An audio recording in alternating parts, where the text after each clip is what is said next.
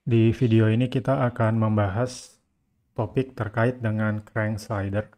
Jadi crank slider ini sudah masuk ke dalam topik machinery atau mechanism of machinery. Jadi ini adalah kinematika dari mekanisme permesinan, khususnya adalah crank slider. Sebenarnya masih terkait dengan relative velocity dari rigid body, hanya saja ini sudah sangat spesifik ya, terkait suatu mekanisme yang sangat spesifik yaitu crank slider. Dalam bahasa Indonesia, ini disebut sebagai engkol peluncur. Engkol peluncur. Paling mudah menjelaskan tentang crank slider ini dengan animasi. Nah, jadi memang fungsi umumnya itu adalah dia melakukan konversi gerakan. Jadi yang umum adalah inputnya misalnya adalah dari cranknya, yaitu gerakan rotasi, lalu kemudian dikonversi menjadi gerakan reciprocating, bolak-balik slider atau ya piston gitu misalnya. Nah, ada tiga bagian dari crank slider, yaitu cranknya sendiri, lalu kemudian slider, dan ada connecting rodnya. Lalu kemudian terkait dengan kinematika dari crank slider, biasanya ada beberapa hal yang kita ingin bahas ya, yaitu yang pertama adalah velocity, kecepatan linear dari piston B. Jadi inputnya adalah kecepatan angular, kecepatan sudut dari si engkol crank, lalu kemudian kita ingin tahu kecepatan si piston B-nya berapa. Lalu kemudian misalnya stroke length ya, jadi panjang karena dia si pistonnya melakukan gerakan reciprocating. Nah ini kita pengen tahu panjang stroke-nya berapa. Dan juga frekuensi, dia melakukan gerakan bolak-balik ini dengan frekuensi berapa.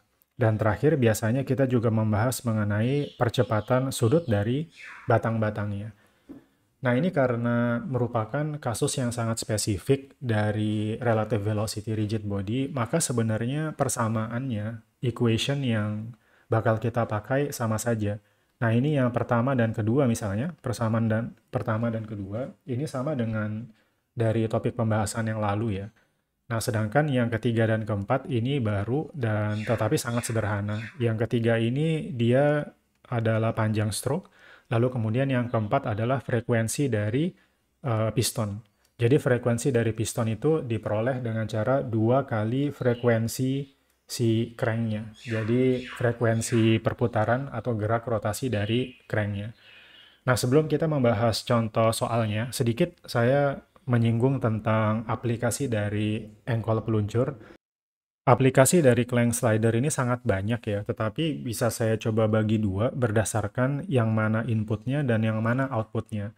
Nah, ini sebagai contoh, kalau inputnya adalah cranknya, rotational motion, kemudian outputnya adalah reciprocating motion, gitu ya. Maka ini bisa kita pahami crank slidernya dimanfaatkan sebagai suatu alat untuk menciptakan gerakan bolak-balik yang terkontrol, gitu. Nah, ini jadi salah satu fungsinya crank slider. Kalau seperti ini, maka contoh aplikasinya adalah reciprocating kompresor gitu misalnya ya. Kemudian piston pump, kemudian mesin jahit. Nah, sedangkan ada tipe kedua di mana kita balik, yaitu inputnya adalah gerakan bolak-baliknya, reciprocating motionnya, sedangkan output yang ingin dimanfaatkan itu adalah rotational motionnya.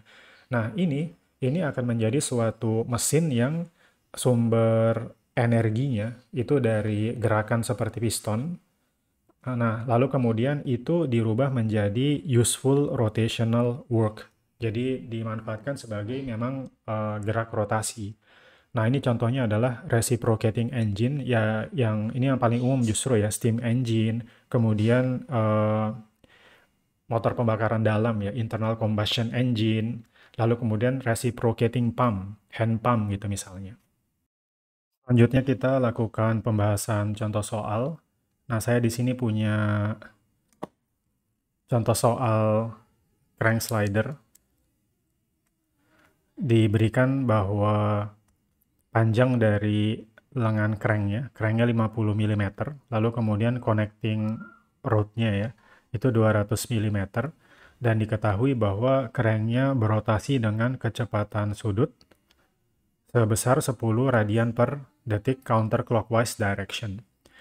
Nah, ini ada 3 pertanyaan, namun kita akan coba fokus ke pertanyaan yang ketiga ya, yang C, yaitu kita diminta untuk menentukan velocity, berarti linear velocity dari piston B, ketika cranknya membentuk sudut 45 derajat dengan garis horizontal.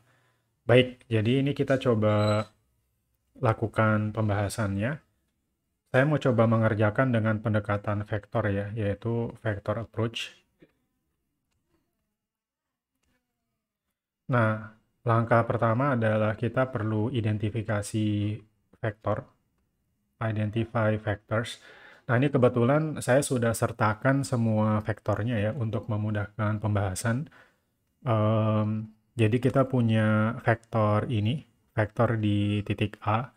Ini kita perlu sebut namanya vektor kecepatan A dilihat oleh O atau terhadap O ya. Saya berikan notasi vektornya. Lalu kemudian kita punya vektor di titik B. Nah, ini adalah yang ingin kita cari ya, yaitu vektor kecepatan B. Boleh saja disebut sebagai vektor B terhadap O ya, atau vektor kecepatan B saja. Ini yang ingin kita coba cari. Nah, dan terakhir adalah ini. Jadi vektor yang ini kita berikan nama, yaitu vektor B terhadap A. Nah, perlu diperhatikan mungkin bagi yang belum paham ya, ada kata kunci kenapa vektor A terhadap O dia arahnya seperti ini, mengarah ke sini. Nah, ini dia harus membentuk sudut 90 derajat. 90 derajat terhadap lengan AO.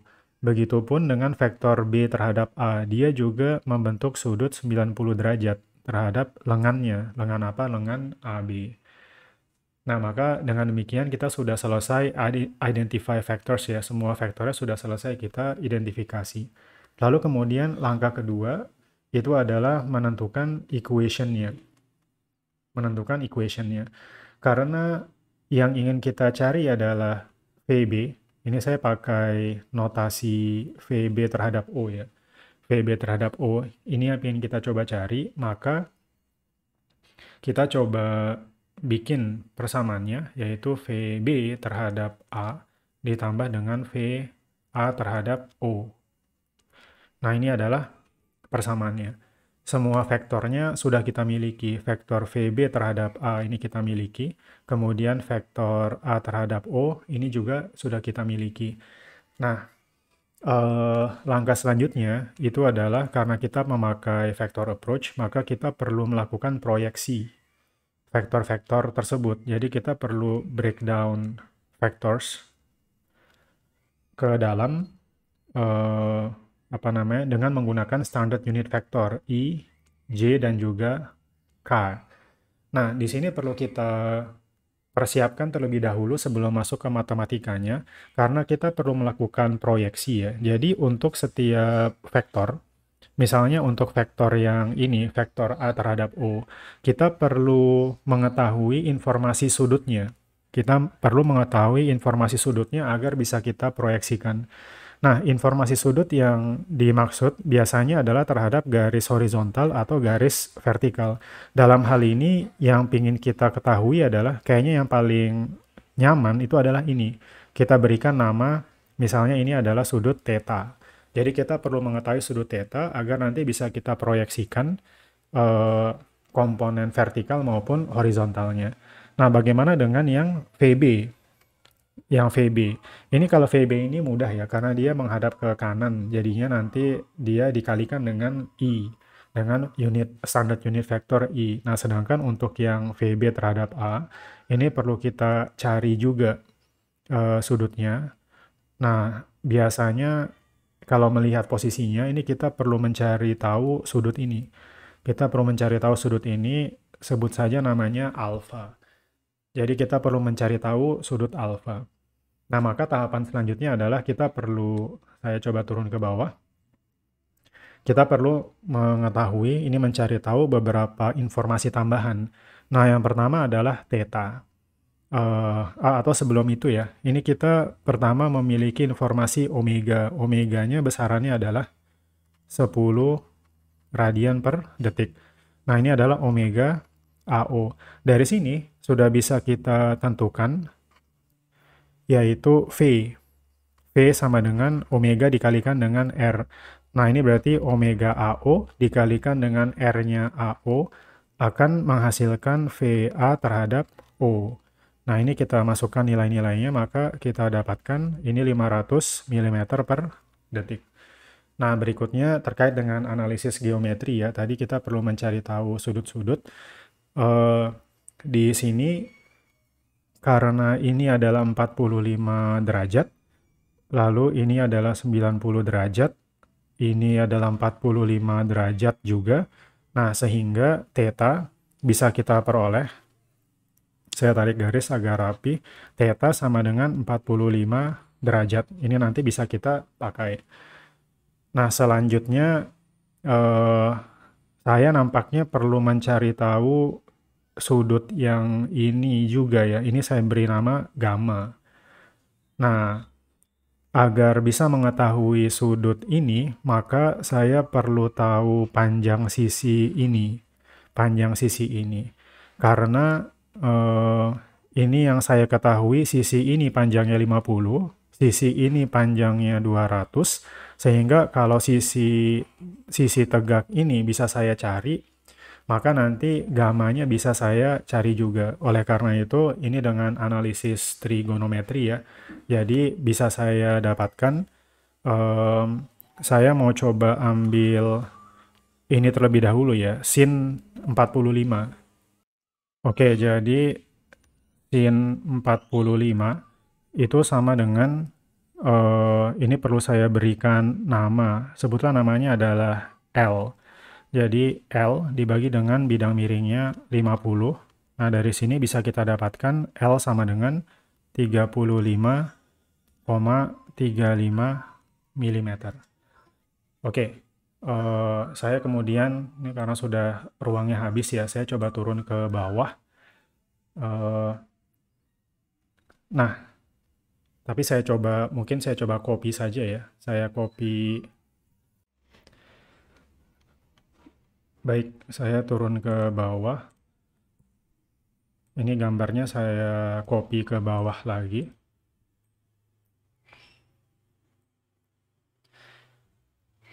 Nah, ini setelah kita ketahui panjang L, maka berikutnya kita bisa mencari tahu gamma ya.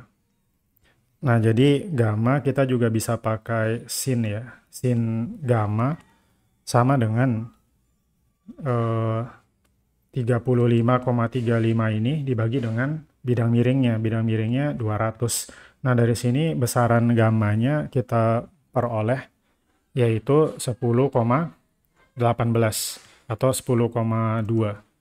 10,2 derajat. Nah, oleh karena itu alfanya itu kita peroleh 90 dikurangi 10,2 yaitu 79,8 derajat. Baik, setelah ini sudah kita dapatkan semua informasi yang kita perlukan, jadi bisa kita lanjutkan pengerjaannya. Nah, tadi kita mulai dengan ini ya, dengan equation yang ini, saya copy ke bawah.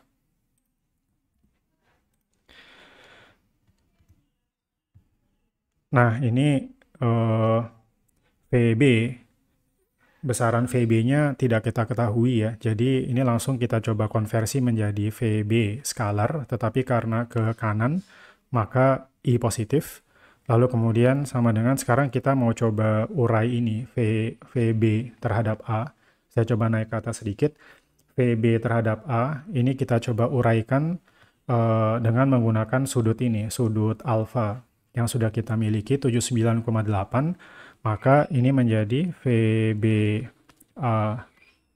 cos 79,8 I ditambah dengan VB terhadap A sin 79,8 J.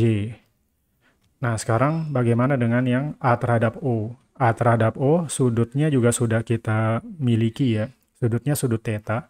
Nah, ini dan besaran VA terhadap O adalah 500, maka ini plus 500 cos 45 I dikurangi 500 sin 45J. Nah, oleh karena itu ini sudah bisa kita selesaikan. Tahap selanjutnya adalah kita solve ya, kita coba kelompokkan komponen I di ruas kiri dengan I di ruas kanan, dan juga komponen J di ruas kiri kebetulan tidak ada dengan J di ruas kanan ya. Nah, oleh karena itu kita dapatkan dua persamaan, yaitu VB sama dengan VB terhadap A cos 79,8 ditambah 500 cos 45. Ini adalah persamaan yang pertama. Lalu kemudian persamaan yang kedua 0 ya. Di ruas kiri J-nya komponennya 0 sama dengan VB terhadap A sin 79,8 dikurangi 500 sin 45. Ini adalah persamaan yang kedua. Nah, kita manfaatkan dua persamaan ini sampai kemudian bisa kita dapatkan VB terhadap A. Hasilnya adalah 359 mm per detik. Dan VB-nya, ini yang dicari, itu adalah 417,16 mm per detik.